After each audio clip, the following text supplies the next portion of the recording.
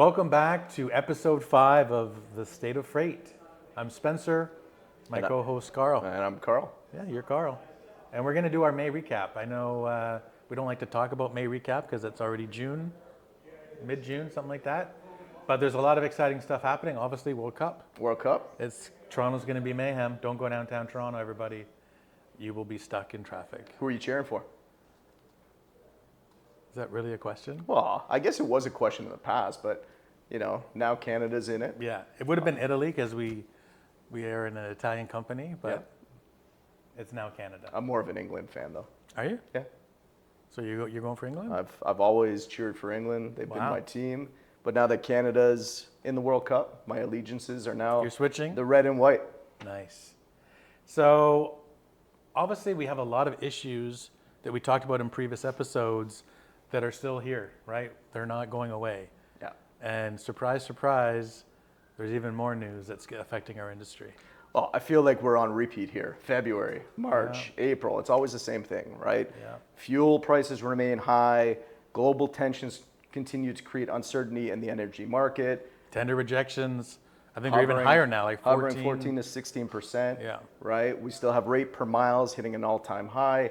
Not since COVID numbers have we seen these kind of numbers. And honestly, was it just this last week that they eclipsed the COVID numbers? I think they did, yeah. Yeah. So, and the other part is capacity continues to leave the market, right? And why is that? Why is capacity leaving the market, Carl? Well, I was going to continue. The new entrants as well are not, entering the market because of the added scrutiny in the application process, right? Yeah. And not to mention the compliance burden that these carriers face just by operating a trucking company.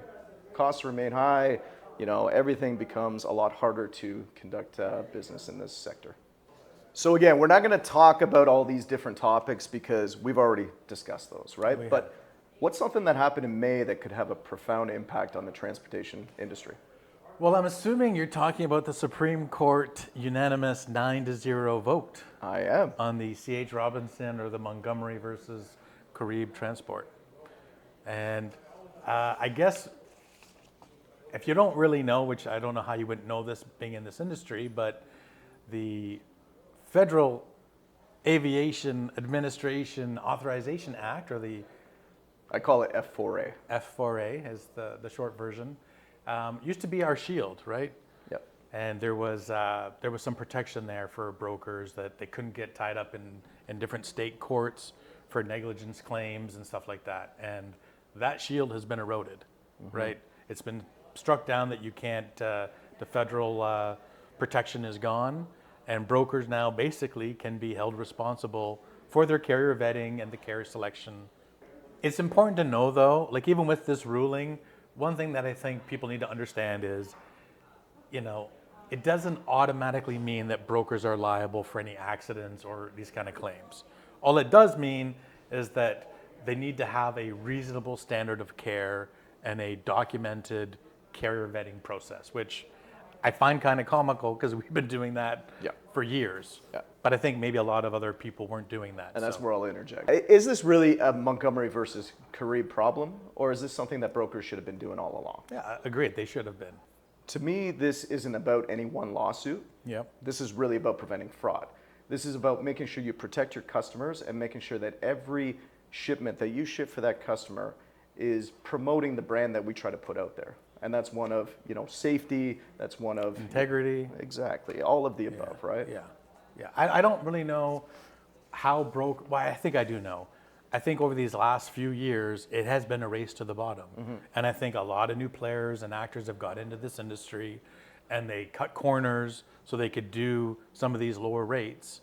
And what we're seeing now is a direct result of that. Well, your compliance measures become an afterthought. They're non-existent for a lot of those people. That race to the bottom, it's very hard to keep up these, let's say, additional costs in order to protect your network.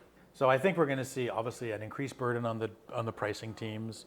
You're going to find it harder to find capacity because a lot of these smaller carriers that maybe were taking some market shares, I think there's been a fundamental shift that they're not going to be used anymore, or they're going to be, some probably highly scrutinized. Yeah, I agree.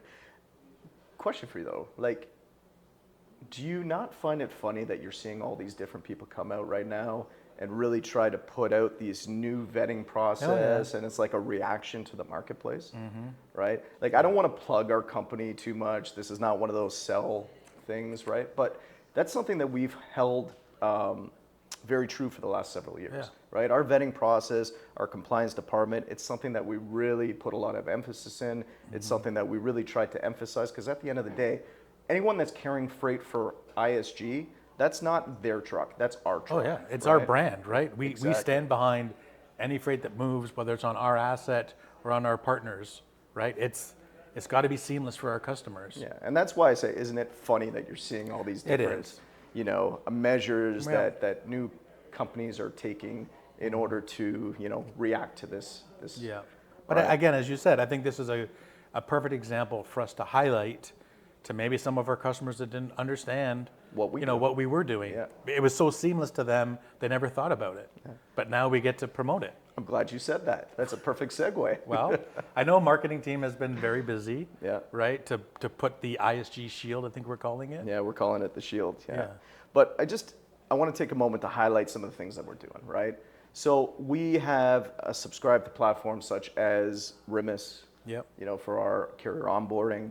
Carrier 411. Carrier 411, Carrier Assure, right? These are measures that we took because we wanted different elements captured when we're vetting a carrier, right? So I know RIMIS is your standard. I know Carrier 411 gives you a little snapshot on the FMCSA website and what it entails. And then Carrier Assure is a platform that takes into consideration not only the percentiles and the FMCSA scores, but it also has public opinion about the carriers and the scores that they receive.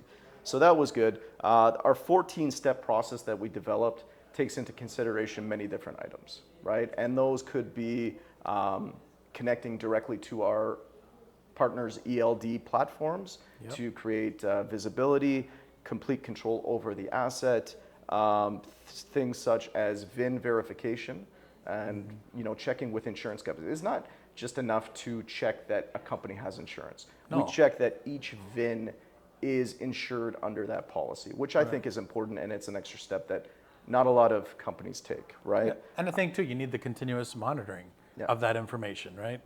A lot of people think, oh, they check it once and then it's fine. The carrier passes the vetting process, but a lot can change, as we know in this industry. Month to month, yeah, for sure. So you have to have a pretty rigorous continuous monitoring program in place.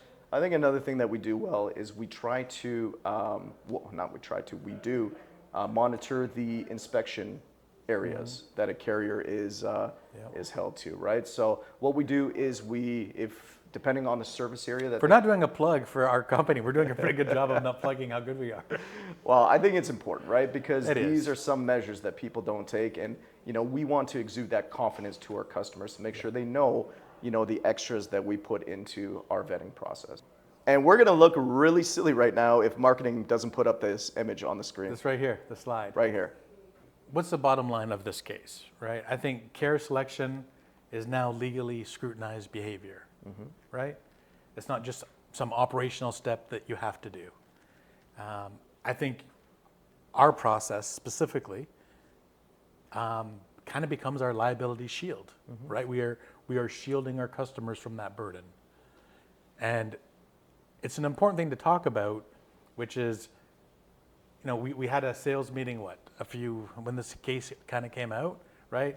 And one of the things we talked about was, a lot of our shippers, if the courts are now looking at things from a different perspective, maybe what we want to do is offer up our brokerage division as this added layer of protection. And if a shipper is concerned about they may be next in the firing line if they didn't do their proper carrier vetting, then you know what? Maybe let us be that shield for you. We have a documented process. It's all verifiable. It's documented. We've got, as you Active said, monitoring. 14 steps that show our due diligence in this area. So we'll be the first line of defense for you. And I think that's very important for customers to understand, right? Like, this is not a negative. No. In many cases, this is, an opportunity to select the right partners who are going to shield you even further from the liability that, this court case could have caused. And I think it also prompts a lot of conversations that maybe some of our customers weren't having with some providers. Yeah. One thing is consistent is what we do, right? We have a high standard. Yep. I agree. So I think the key takeaway from this episode is you have to ensure you have verifiable, documented process of carrier vetting. Because if you don't have that, it didn't happen. And if it's not defensible, it's going to be challenged. Wow. You sound like a lawyer. And that is my closing argument. Thank you for watching episode 5. I love throwing my papers. Yeah, you do. That's the thing. Thank you for watching episode 5 of The State of Freight. Give us a like, a follow, a share, and we will be back to you next month with, I'm not going to say June recap, but things that happened in June. And don't forget to check us out, www.isgtransport.com. Until next time.